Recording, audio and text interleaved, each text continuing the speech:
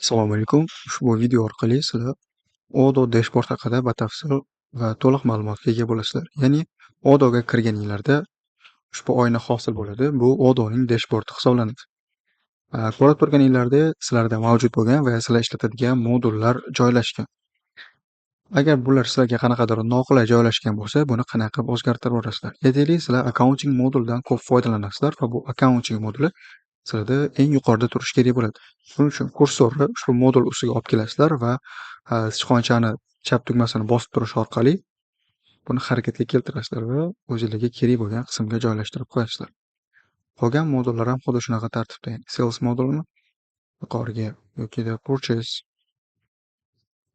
shunaqa tartibda o'zgartirib olsanglar bo'ladi. Bu dashbordlar bo'yicha. Endi agar sizlarga qanaqadir tezkor qaysidir modulga kirmoqchi bo'lsanglar va bu yerdan topolmayotgan bo'lsanglar, buni qidirish orqali, ya'ni CRM shu modulni nomini yozasizlar va chiqarib beradi.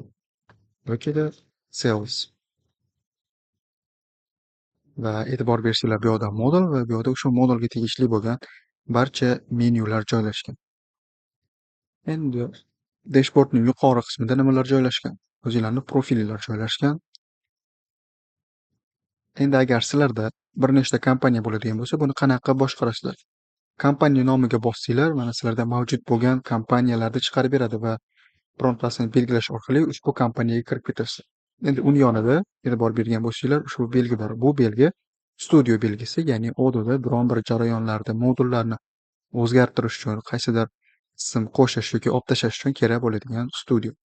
Buni bosish orqali studioga kirasizlar va e'tibor bersanglar, new app, yangi app yaratishlari mumkin yoki mavjud bo'lgan appni o'zgartirishlari mumkin bo'ladi. Qalamchani bosish orqali. O'zgartirib bo'lganlardan confirm bo'lsanglar, bu avtomatik ravishda o'zgaradi. Chiqib ketish uchun close tugmasini bosasizlar. Bu Odoo dashbord haqida qisqacha ma'lumot edi.